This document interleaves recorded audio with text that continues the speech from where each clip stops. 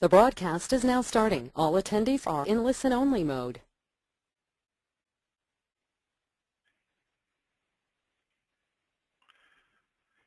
Hi everyone, this is Bill Glover with the Archdiocese. Just wanted to welcome you to our webinar here on Alert Now. So what I'm going to do is I'm actually unmuting, if I can, everybody's audio, just so that everybody can join in to this webinar and make this available for any type of open discussion. At this point, if we may not be able to hear you if you have not gone and entered your audio in. There should be a telephone number that was given to you as you've logged in with an access code, and then also a 2-digit PIN number. When you dial into that number, which you probably have done, and you've entered the access code and used the PIN number, it actually helps identify who is actually speaking at the time and captures the audio. So at this point, those that have the ability to speak to us have been unmuted. Maybe if we could just, Phyllis, are you there? Phyllis Novotny? Yes, I'm here. Great. Okay, Maria Scott? Yes. Jean Delcher? Yes, but I don't have a picture. Okay, you don't have a picture. That's fine. We're going to go ahead and I'm going to pass that over to Blair Stevenson. Thank you for reminding me that. I'm going to pass the baton over to her while I'm talking to all of you. Okay. All right. There we go. We have the Alert Now screen up. Austin, I see you as well online. Yep. Great. Phyllis, I'm trying to activate you and unmute you, which you just were, I believe. So anyway, what we'd like to be able to do is Blair Stevenson representing Blackboard Connect Alert Now. We'll be going through this webinar. I really want to thank you for participating in this. We are recording this so that it can be reviewed and archived later on, and we'll post that. So just be aware of that. Just as kind of an intro to this, as many of you know, we have adopted the Blackboard Connect Alert Now solution. One of the main reasons that we did that was just the real ability to be able to tie in to some of our existing systems like PowerSchool, our student information system, and the fact that that synchronization of data between PowerSchool and the immediate notification system happens automatically and happens every evening. So those of you that may not know, what's happening is data about the students and staff are being transferred every evening, usually between 2 and 4 o'clock in the morning, so that the data at most is only 24 hours old. And because of that capability and because of the automated nature of the system, that was really a great synergy. Since we made that decision with Alert Now was acquired by Blackboard, and many of you would recognize that name because of their work in supporting student systems. And so I think that what that has, I guess, given me is a sense of comfort in knowing that a larger corporation is behind this, and they're bringing a lot of resources to the table, both in technology and usability, responsiveness, all of that. So we have used this system quite extensively, and there are some schools that have really used this very well in communicating both via email and via voice messaging. So without any further ado, I want to turn this over to Blair. Perfect. Thanks, Bill. Can everyone see my Alert Now screen here today? Yes. And, Yes. Bill, I haven't used the webinar before. I have a little panel here on the right-hand side. Does everyone see that as well, or just Alert Now? They do, but yours is a little bit longer. So you have a little bit more features, but you can actually shrink that down. I'll help you control from this end. So. Okay.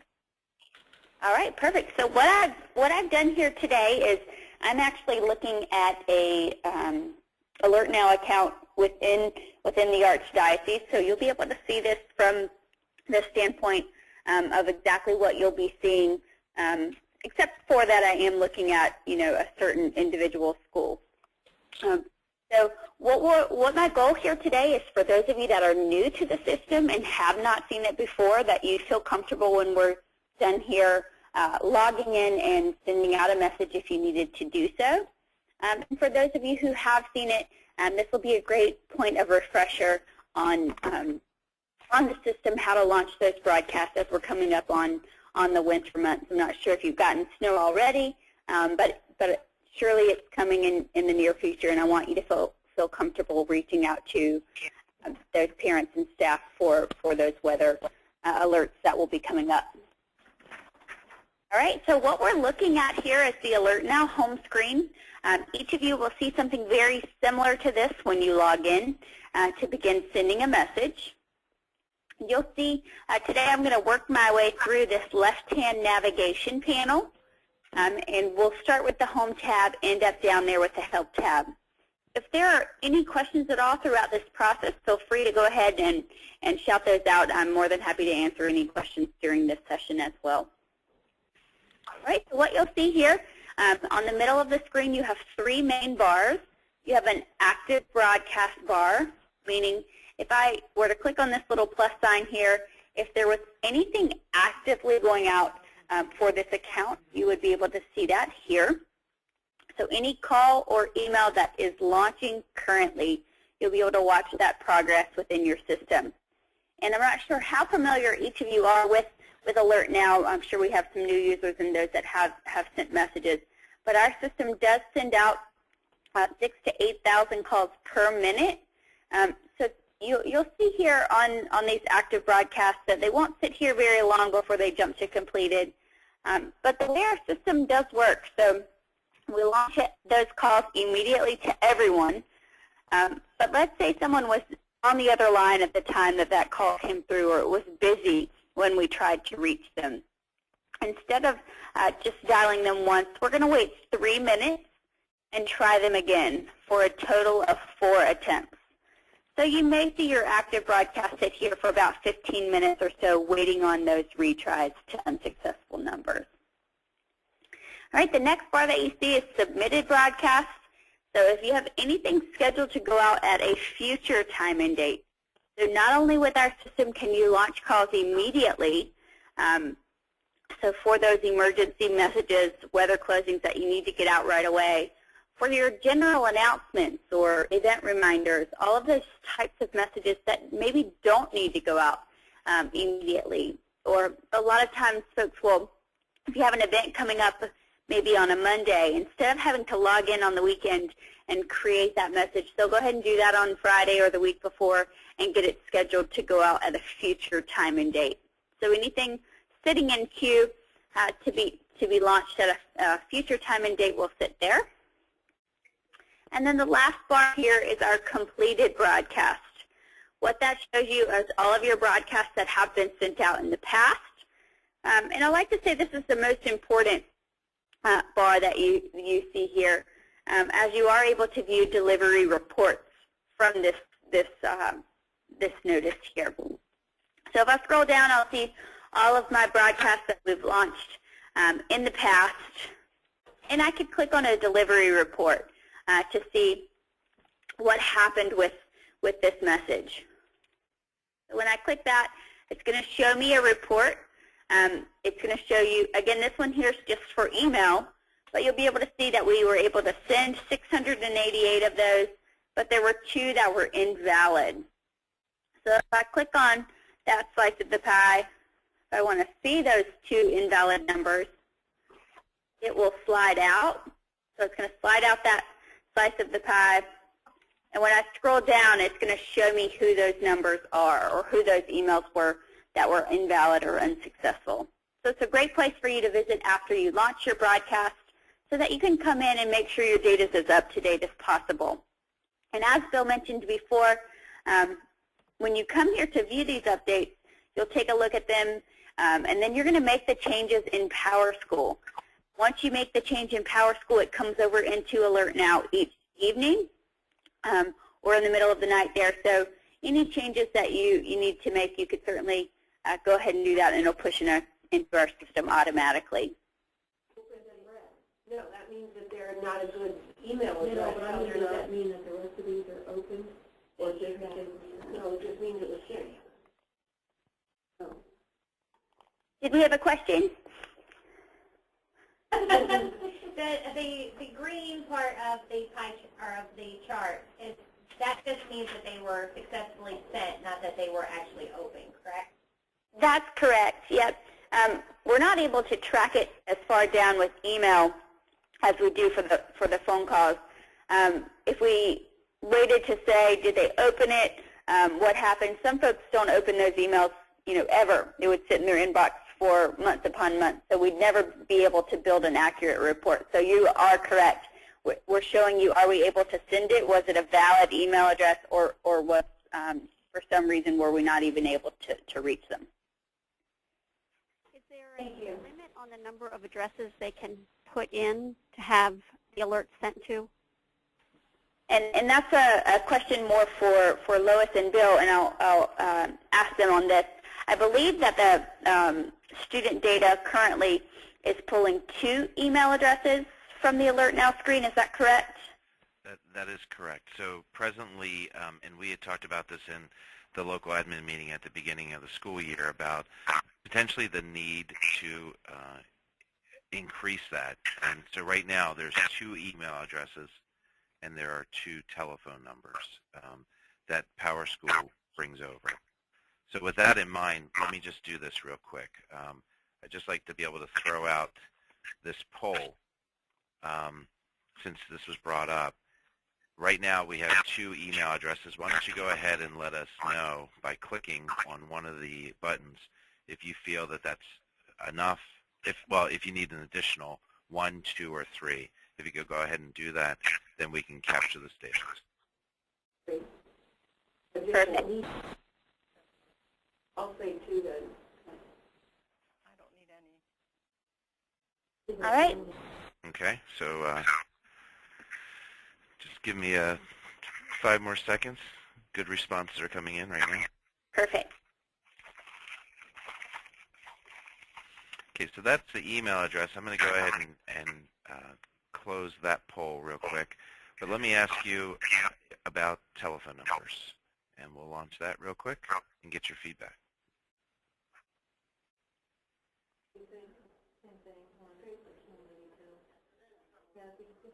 And Bill, this is each person, correct? This is each student. That is correct. Okay. Now, Blair, can you speak, though, to when an emergency, within the system, you're going to get to cover the emergency when you want to send this as an emergency and how it's actually utilizing any telephone numbers or email addresses that we have in PowerSchool and how that works. That's correct. So in a moment, I'll show you how to select this when you're sending a message. But you'll have 2 options. You'll have the option to just send a general message. So for those messages that you only want to send to primary numbers, which are those 2 that Bill's talking about here, or you'll have the ability to launch the call as an emergency. If you choose to launch that call as an emergency message, it's going to contact additional contact points. And I'm not sure how many emergency numbers you're sending, Bill, but there are additional phone numbers coming over for that emergency broadcast, and it would dial all of them simultaneously in the event that you mark it as an emergency. So if you do want to dial everything on file for those students or everything being sent to Alert Now, I'll show you how to mark that call as an emergency broadcast. So just as a point of clarification to the audience, does everybody understand that? You think about all of the areas within PowerSchool that have, in the demographic screen, areas like that, where you have telephone numbers and email addresses, that in the event that you are contacting the student as an emergency, it will communicate out to all of those email addresses and telephone numbers that you have as a part of the student record. Now, the intention is that when you select emergency, that it truly is. I mean, that is lockdown. That is, trying to get word out because a snow squall came and you have an hour to pick up your kid, those types of things. Does everybody understand that? Yes. Yes. Yes. Yes. Okay, great. Good. Good, Blair. I just have one question. Sure. Okay, like on the medical screen on PowerSchool, we've got sometimes doctors' numbers. Even those would be included in that emergency distribution? No, those would not be being brought over. And I think probably the thing that we should do and would be to make sure that we provide out the definitive list of where all those would come, and I'll get Senda Kramer to work on that. But we'll send that out to all the local admins so that you can be fully aware of the fields that we would be capturing. Thank you. That'd be great. Perfect. And Bill, if you could send that to me as well. I've gotten that question a couple of times from your schools on exactly what fields you're pulling for general and for emergency broadcast. And I'm just not sure what those field names are. So if I could get a copy of that as well, it would be great. Great. All right. If we don't have any other questions here, I'll go ahead and begin creating a broadcast today. I am going to create a phone call and an email, a combination message so that you can see what both of those will look like here. Anytime that you're coming into our system to create new content, so this is not a message that you've sent out in the past, this is something brand new that you're creating, you'll visit this message center that you see here on the left-hand side. All right, when I click the message center, I'm going to see a couple of options display here. The first is our one-click voice option. We've had a lot of administrators tell us that most of the time I'm only sending a phone call. And I'm starting to see this rapidly change as email is getting more popular. But this is an easy button for sending a phone call only if you wish to do so. So this only allows a phone call, and you would click that first option there. The next option that you see is to send a combination message, so both that voice and email message. You would be able to create it all in one broadcast here. The last tab that you see is your saved message folder. So if there were a message that you had sent out in the past that you'd like to access, or if there's something that maybe you had pre-recorded and already had it stored here in the system, you could grab it from this folder. All right, today we'll actually walk through creating a voice and email from scratch. So we'll create a message. The first thing it asks you to do here is to name your message. This message name for you guys right now is strictly internal. So it's something descriptive of your message. A lot of times folks will put the date here. It's something so that when you go back in to look at reports, you're able to drill down what message you're exactly looking for there. All right?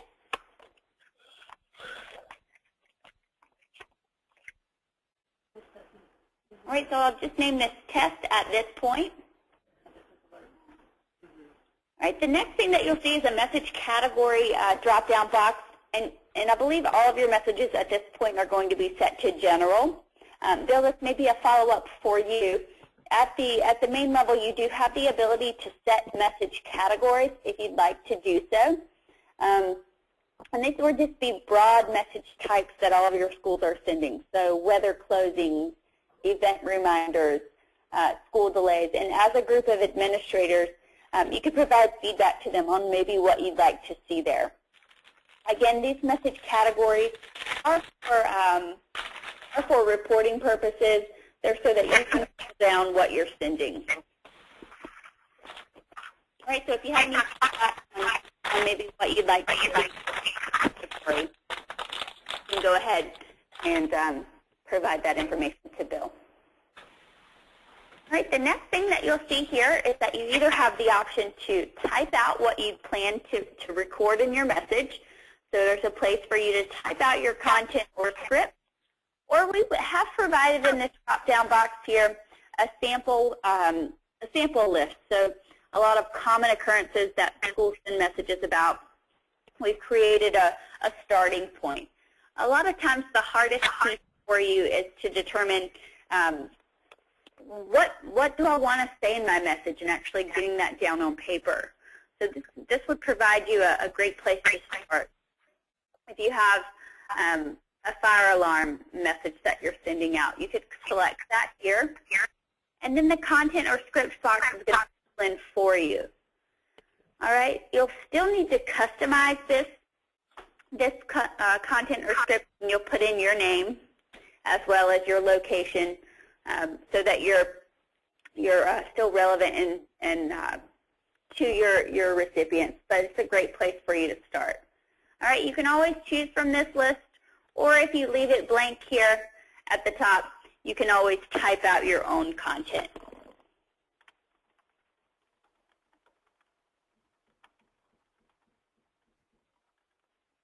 All right. The next thing that we'll do here is choose what type of message we're sending. So in the future, if you're only sending a phone message, you would select voice here. Or if you're only sending an email, you could just select email at this point. But I will today select both.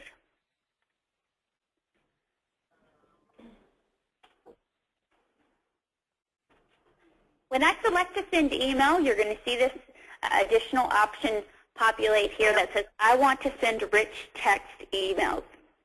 What that means is it allows you to send a little more of a newsletter style email, insert images or hyperlinks, additional information into that email. It also allows you a spell check option. So I encourage that you always check this box if you're planning to send an email.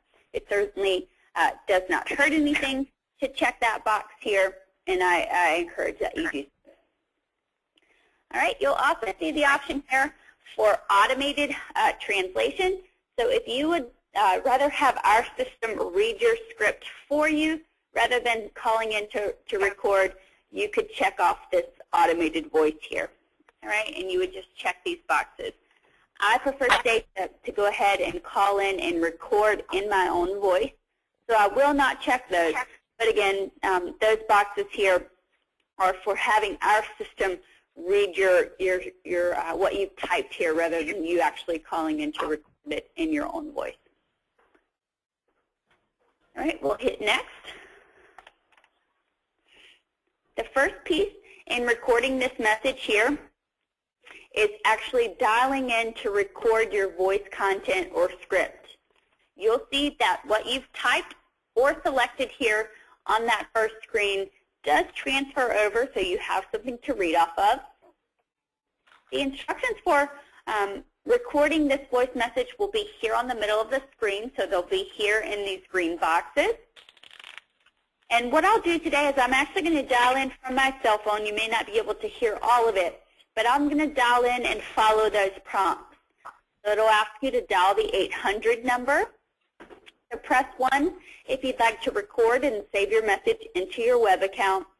And then it's going to ask you for that ID and password that you see there on the middle of the screen. Just best practices for those of you who maybe have not used the system before. If we can, we'd like your message to be at least 20 seconds in length and no longer than about a minute or so. That 20-second benchmark allows our system to pick up if we're actually speaking to a live person, or if it's an answering machine on the line, and if we should wait for that beep to play the entire recording. All right, that 50-second minute benchmark we found to be your parent attention span. So they'll start to hang up on you after about a minute, but certainly you're not limited to that if you need to go over. All right, so I'll go ahead and dial that 800 number here from my cell phone and follow those prompts.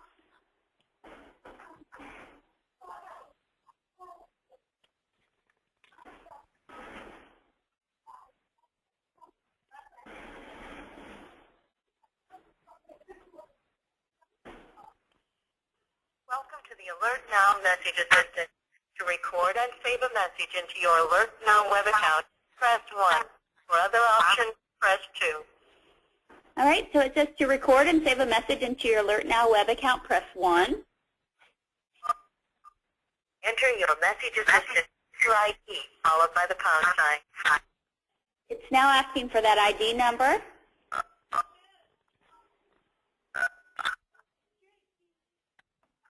Enter your password, followed by the pound sign. All right, it'll ask for that password followed by the pound sign, and I'll enter that.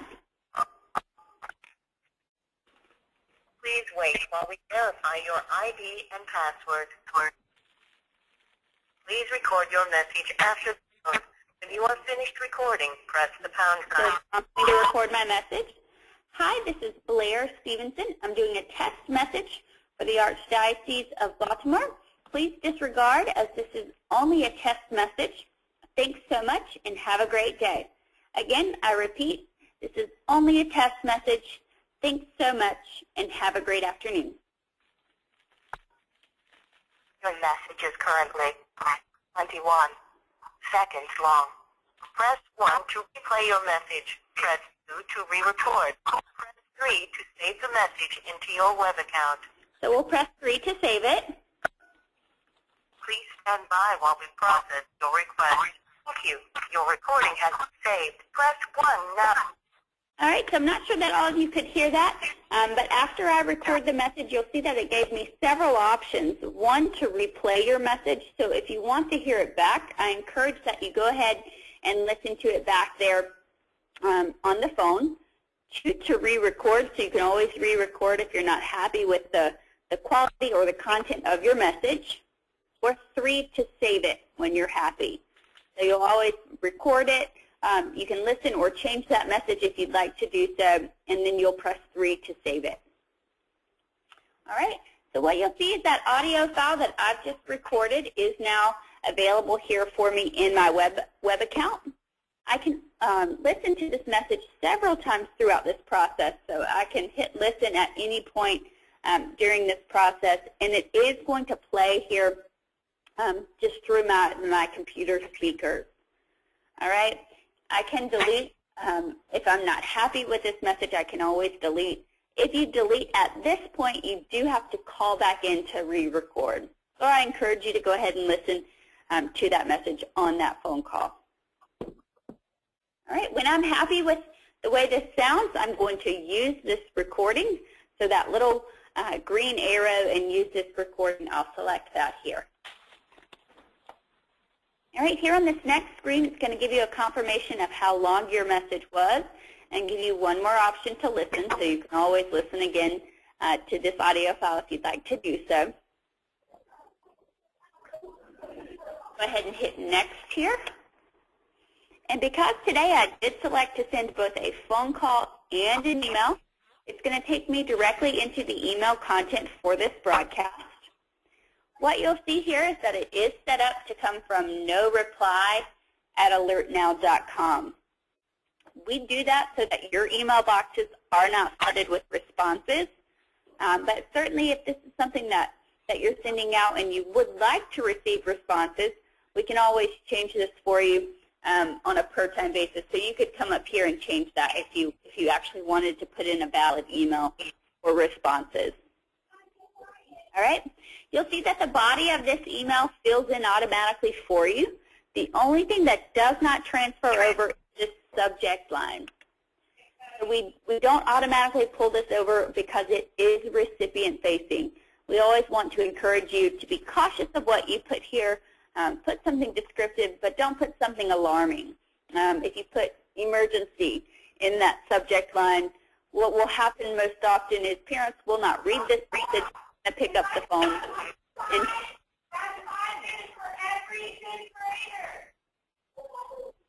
all right, so I'll type a subject line here.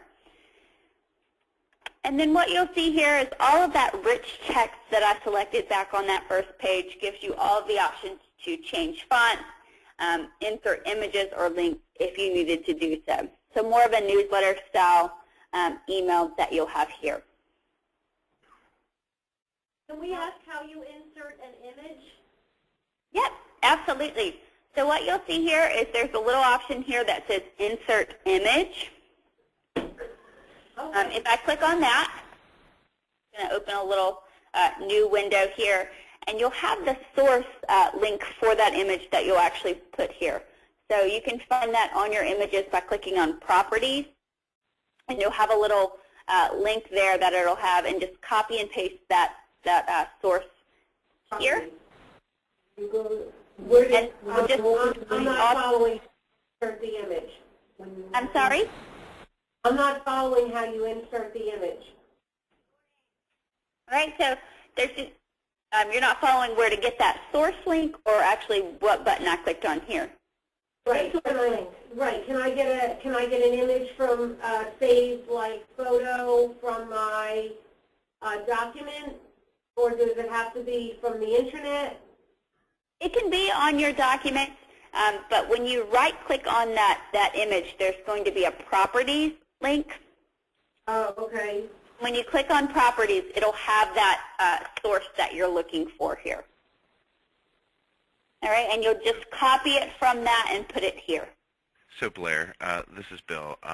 Just as a clarification, so if you're looking for some type of image that you want to be able to use and you have your school logo, you know, being able to have that school logo, and what is there a format, a file format, Blair, that you prefer us use, like a BMP or a TIFF file or something like that? Does it matter? You should be able to use either of those. Okay, so a typical image file might have a bitmap format that's a BMP, like a .bmp at the end of it, or a .tif or TIFF.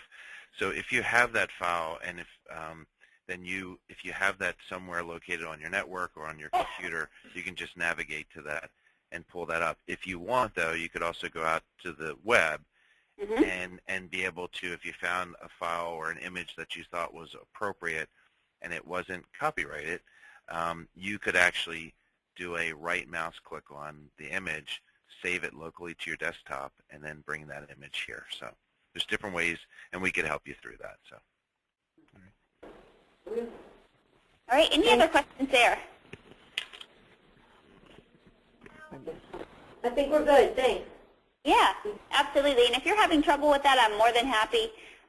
When you get ready to begin that or insert an image, I can always help you add that. You can reach out to me directly.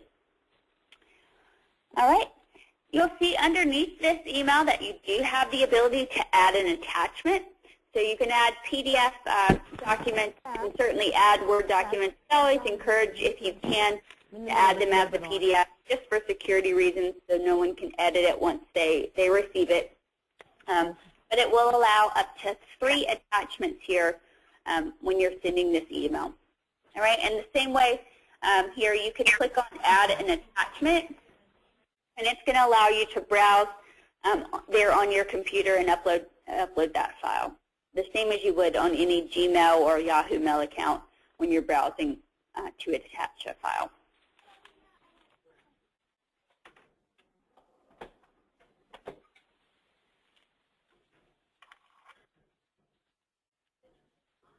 And that's taking just a moment here. Give that just a second.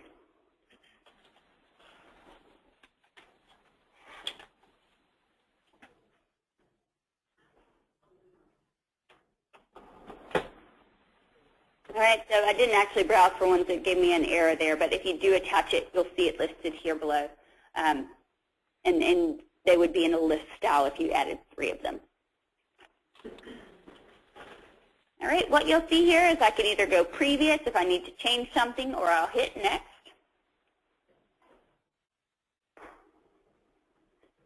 All right, on this screen here, it's just a message confirmation letting me know that I've created this test message. It has both a voice and an email piece. I could click on this email or this voice link here if I wanted to listen or view that email that I'm sending. All right, the way Alert Now works is that we save all of your messages that you create for 90 days. But maybe this is something that you would use several times throughout the year, and it's not date and time specific. So if you have an event reminder that you send out once a week or once every month, rather than having to recreate it each time you log in, you could click this little box here that says you'd like to save the message beyond 90 days. We're going to then store that message until you go back in and delete it. So if you wanted to store that message in your saved message folder, you could click that little box here. All right, I'll go ahead and create my message. If at this point all I was doing was calling in to record a message that maybe I wanted to use in the future or pre-recording some stored messages that I'd like to have, I would be complete at this point. It tells me my message has been now saved, so I could grab it from that saved message folder. But I do want to go ahead and show you today how to schedule and send this message out immediately. So we'll click schedule this message now. All right, here on this screen, you'll see that the first portion shows me those message details. Again, that's the heavy lifting piece, is deciding what you want to say, recording that voice into email message. The second step here under this yellow bar is to select who am I sending this message out to. So we'll go through these options for selecting recipients. You do have several options for doing this. Above this first dotted line, you'll see you have two main options. The first is to select from your contacts. So this allows you to select from those main files, the staff and student that is being sent over automatically for you. Or you can send to everyone all contacts. Alert Now is set up on a hierarchy, so send to everyone means everyone at your school. All right? So send to everyone means all of your faculty, all of your students loaded here in the system.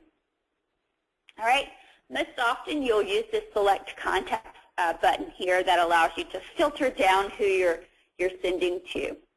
You have a couple of main groups that are created automatically for you from your data uploads. So if I hit this first option, Select Groups, I will see those groups that are being sent over automatically from the data uploads. So what you'll see here is I have the first option is select by grade level. So all of you should see this coming over automatically for you. This is in the data import.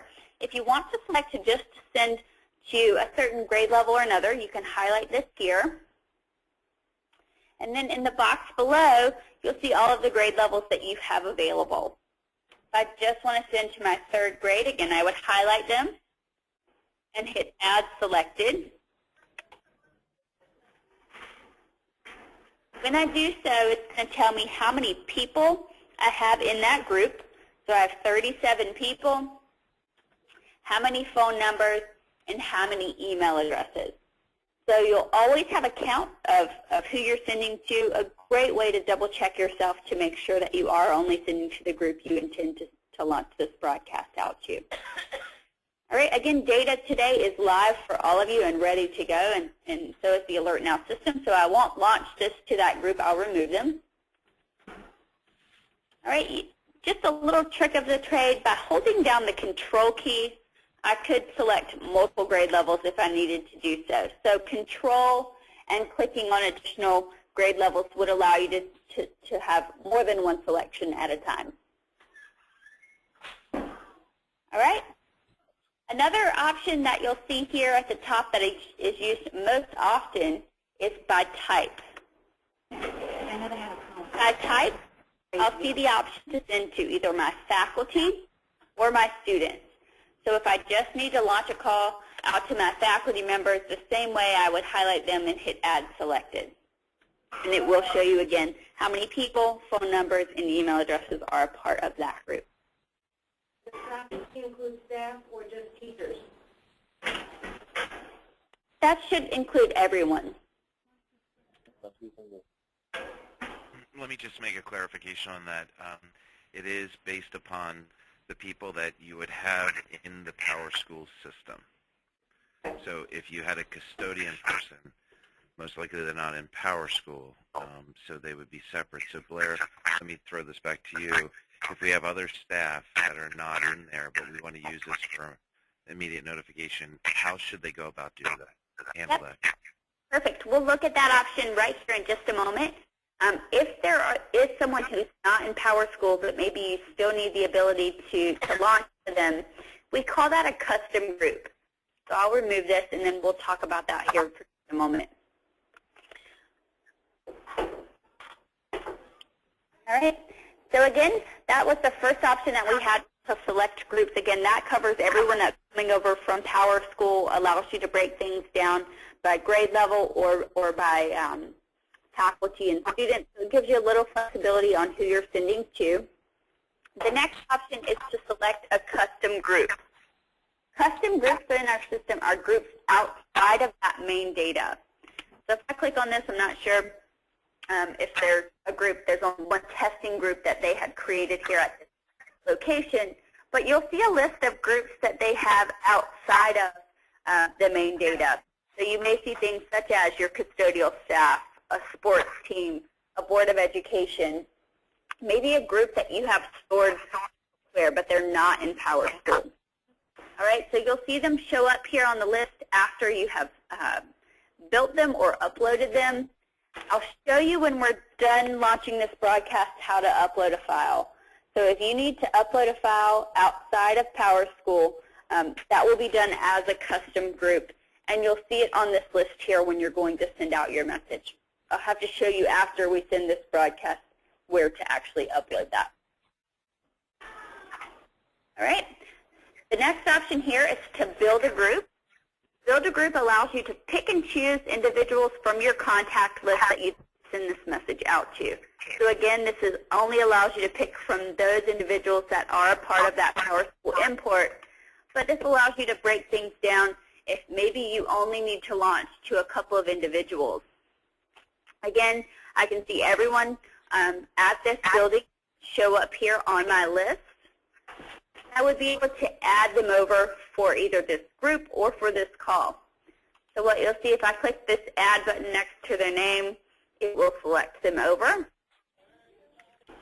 You'll see I can select on any letter of the alphabet there above their name, and it would filter by last name. So you can filter it down that way. You'll also see the same filters that we had when we were looking at the select groups option. If I just want to look at a certain grade level, I could pull that up here as well and then add a couple more individuals. So this allows you to build things such as sports teams, summer reading programs, maybe a special event that you have coming up and only a select few are going to be a part of that. You can build any group that you need. You have the option to name it, so if this is something that you think that you may need again in the future, so if it is a summer reading program, you could name that here and create this group, and it would be available to you in the future. All right, so this option, Build a Group, gives you as much flexibility as you need in launching these broadcasts, so you can pick any individuals that are already a part of your list.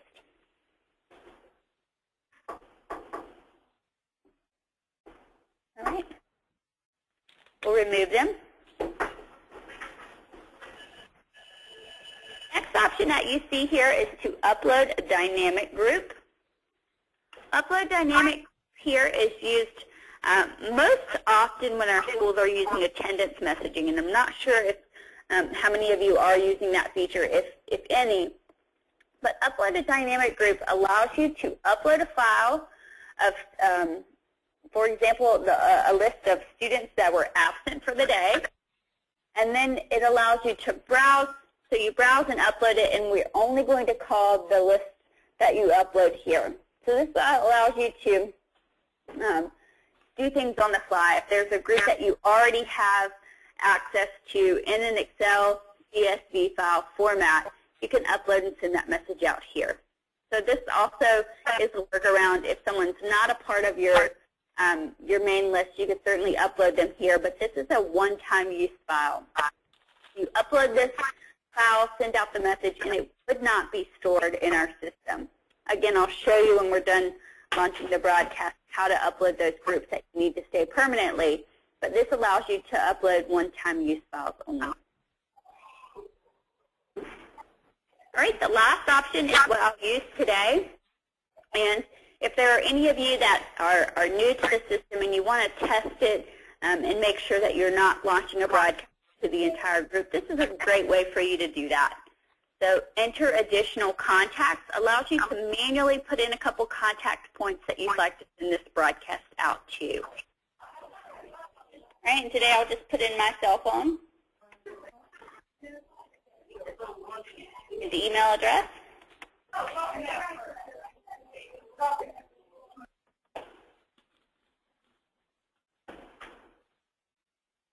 All right, and then once you've added those here, and you can add up to 9 at a time, you can hit add, and the same way it's going to show me here I'm only launching to that one phone number, one email address. So I'll double check that I'm doing that. And then step 3 is to select when am I launching this broadcast. So do I want to schedule it immediately to launch right away, or do I want to schedule this for a future time and date? And this is where we talked about back on that home page. Is it going to be in the active broadcast, so is it going out immediately, or submitted for a future date and time? And you could just pick that date and time here on this calendar. All right, I will send this message today immediately. And then the last step here, this red bar, is deciding again, is this an emergency broadcast, or is this something that's just a general announcement? Do I just need to contact those first couple contact points? All right, so again, we talked about that. If it is an emergency and you need to dial every number listed for them simultaneously, you'll check this box here. All right, when you check this box as an emergency, a couple of things are going to happen. Again, we talked about it's going to dial every contact point, as well as it is going to display 411 on all of your recipients' caller IDs. All right, we do that so that your recipients know no matter where I'm at, I should stop and pick up this phone call. It is an emergency situation. All right, I'm not going to check this as an emergency today, and I'll hit continue.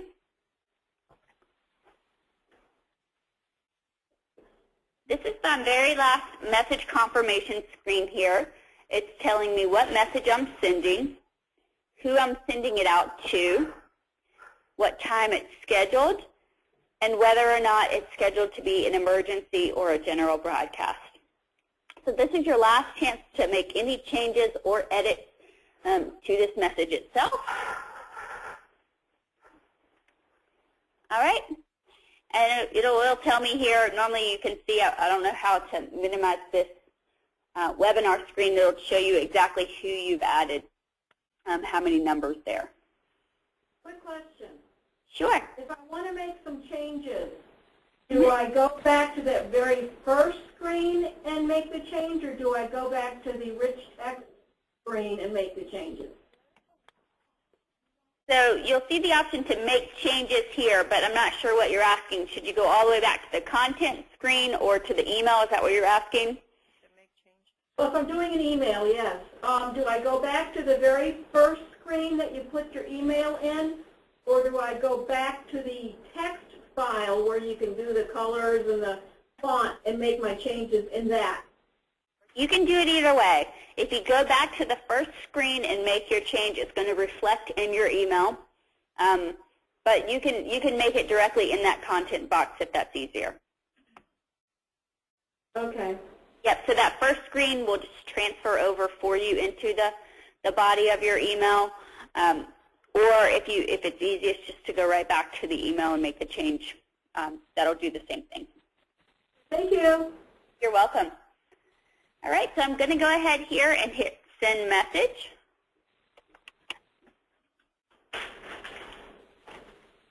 You'll see here it's going to redirect me back to my home page, and I'll be able to watch this broadcast as it's processing along.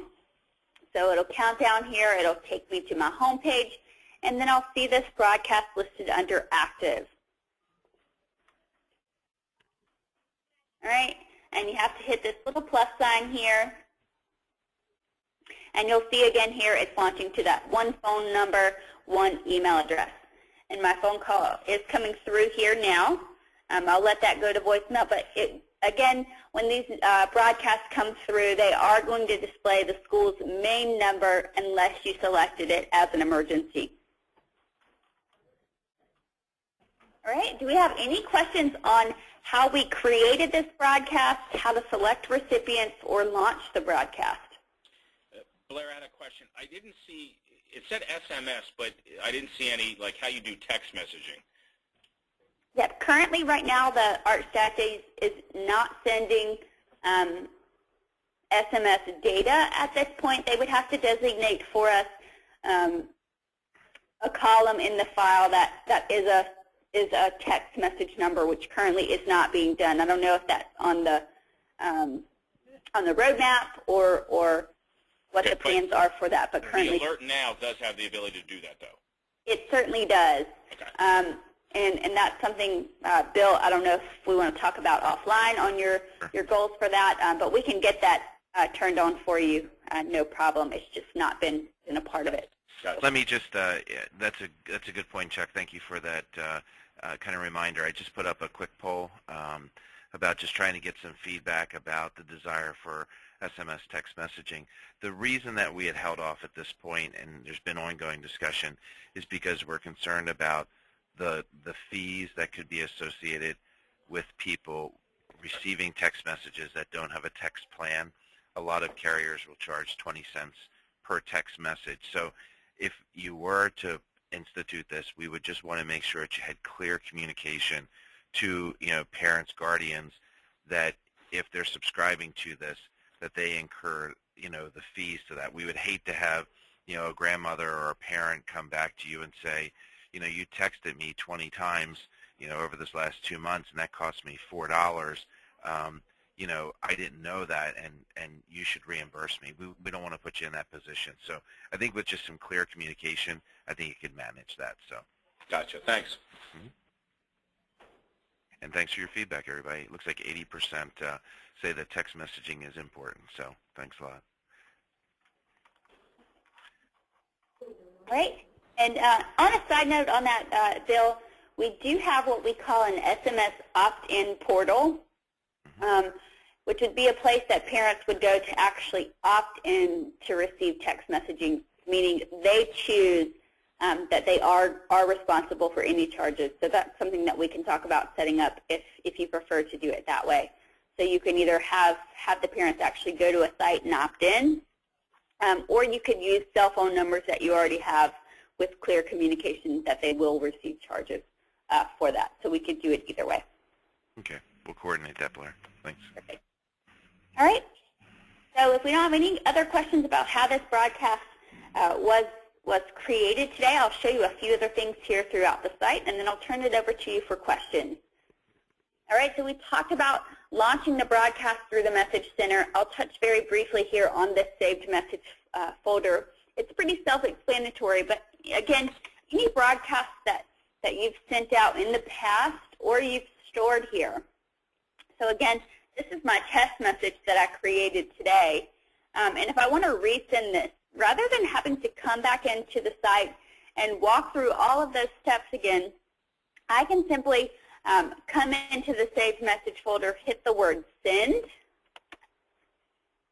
and now I'm right back to the page where I select who I want to send this to and what time I'd like it to go out.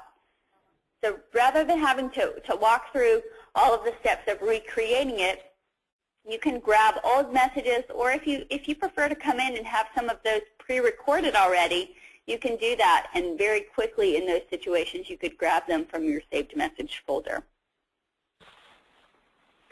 All right, the next tab is your Contacts tab. Again, all of your data is coming over for you from PowerSchool automatically, so you won't need to really make any changes or edits to contact information here, but this is a great place for you to view information. So here, this first tab is your Search Contacts tab that you'll see here. If you click on that, you're going to see a list of all of your faculty and students that are loaded in the system.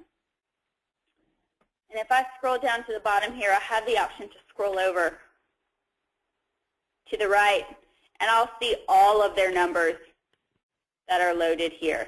The first two numbers listed in this next to each person are those numbers that are getting the primary notices, and then you'll see if I continue to scroll over here,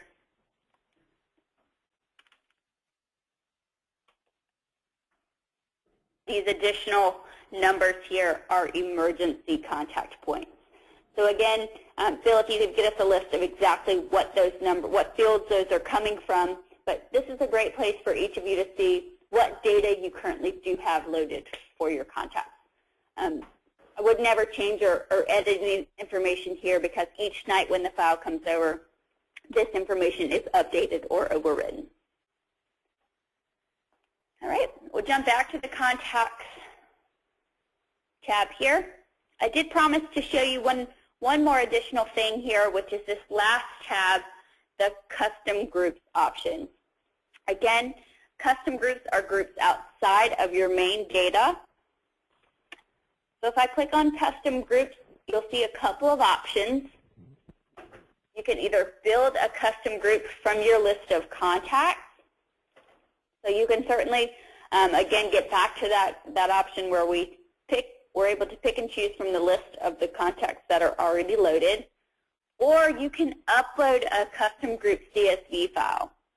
So for those groups that are not already in PowerSchool, you don't have access to build them or create them here, you can upload a file for those custom groups.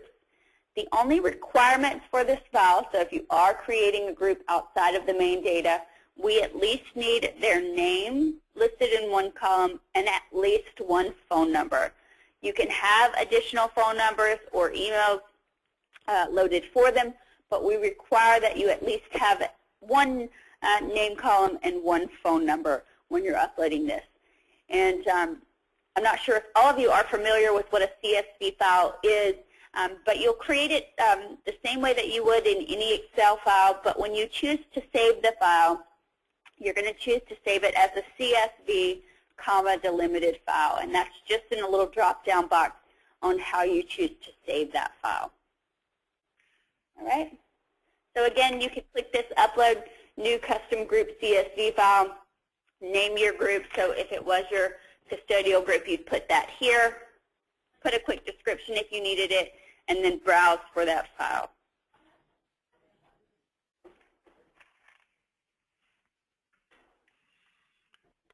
All right, I'm going to skip over that Reports tab. I'll let you all play around with that as you move forward, but the Reports tab here allows you to view trending. So if you want to view the account activity over maybe the last year or so, look at very detailed reports on how you're using the system. You could come in and customize any report that you may need outside of just that main report that we looked at back on the home page for who received the broadcast and who did not. All right, this next tab is your Admin tab. Not all of you may see this. Only admins at each site will have the ability to add others that can log in and manage the account and send out messages. So again, if you see this Admin tab, you do have the ability to add additional users at your site. So if there's someone who needs the ability to be able to log in and launch a broadcast, you visit this Admin tab here, click on Accounts and Users, and you'd have the ability to either delete a user or add new folks as you needed to do so. So you see this little plus sign here that says Create New User. Again, users are folks that can log in and launch Alert Now broadcast. So when I say Create a New User, you'll see here that I do have the ability to fill in the information for the new user here on the right-hand side. We only need the first 4 lines here to create a new user, but you can certainly provide all of the additional information that it's asking you for. All right? So you would assign them a user ID. This is something that they can remember easily. First part of their email, first initial, last name, whatever you prefer that to be. Most often, they're either going to be an admin or a user. Admins have the ability to create other accounts and users here in the system, and users will not see the admin tab. They can only log in and launch messages. All right, you would put in their email here.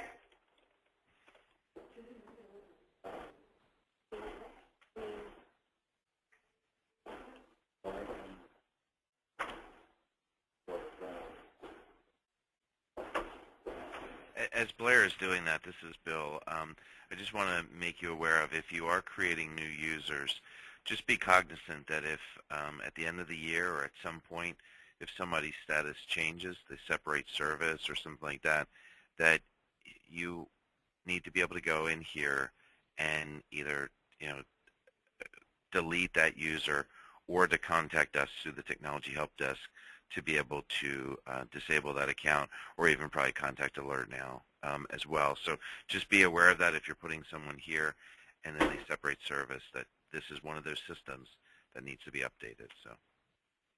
Perfect.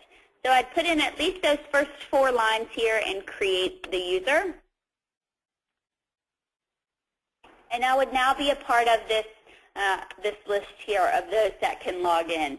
As Bill just mentioned here, if I am no longer needed, so I no longer need an Alert Now account to log in and send messages, after they have been created, so any of these names here, and I'll click on myself so I do delete it, you have the option to delete this user. So you can delete it directly here through the site. You can always call Alert Now and we can help you do that, as well as your tech office. All right, so we can do a lot for them. If it is an active user, we could edit information if we needed to, change their email or user ID for them, change their password for them if we need to. You can actually impersonate a user and launch a message on their behalf if you'd like to do that as well. Email them a login card if you'd like to do that. We call that a quick reference card.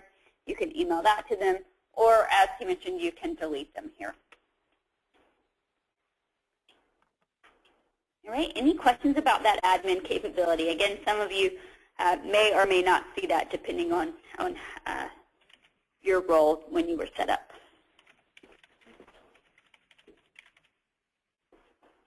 All right, we don't have any questions there. This last tab that you see is our Help tab.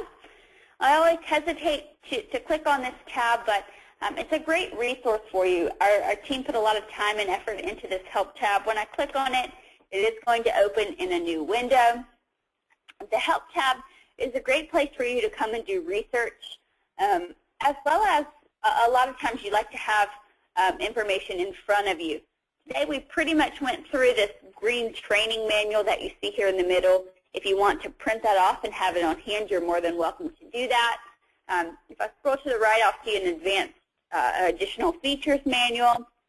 If there are things that you're interested in, such as that SMS or additional features that maybe Alert Now could offer that you don't see available within your account, this is a great place to do research. Take a look at that and view that information.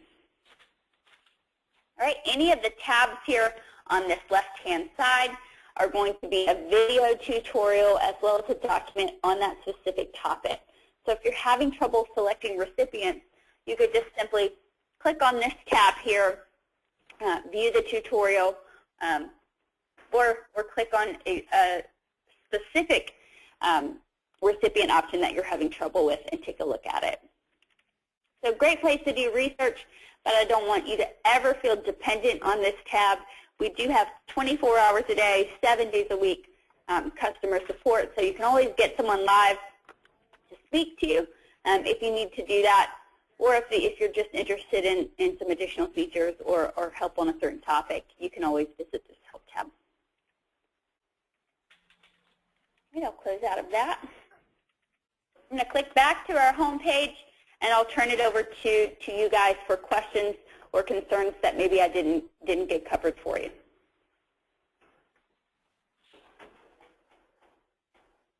Any questions from anyone? No. No, I think we're good. Thanks. Bill, I have a question. This is Austin at Calvert Hall. Yeah, Austin, huh? This might be a little forward thinking here, but as far as Blackboard and the acquisition of Edline, do we know if there are future plans for the Alert Now product for the Edline schools?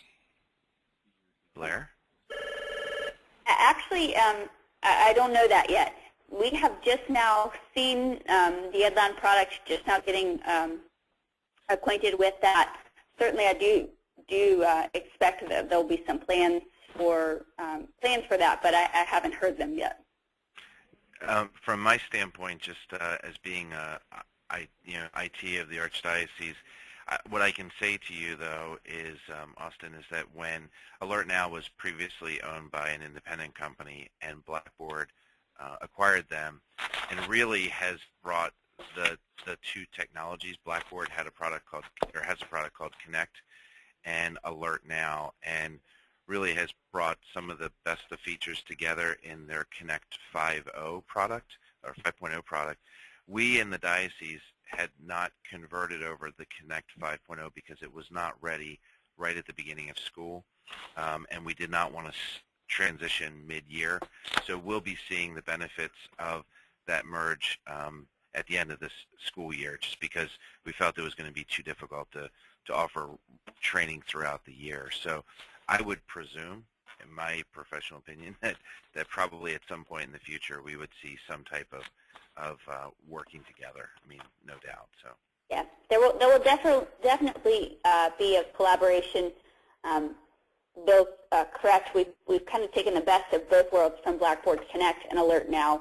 I just don't know the plans for Edline yet. I would certainly assume that there's going to be a best of both worlds collaboration coming for it that. sounded like a very similar situation in the fact that Edline, I think, had purchased or had bought into a solution and was working on integrating it. And then, of course, with the Blackboard purchase, I wonder, if there is a future plan for either, as far as coming together or one replacing the other. So any information there will be helpful.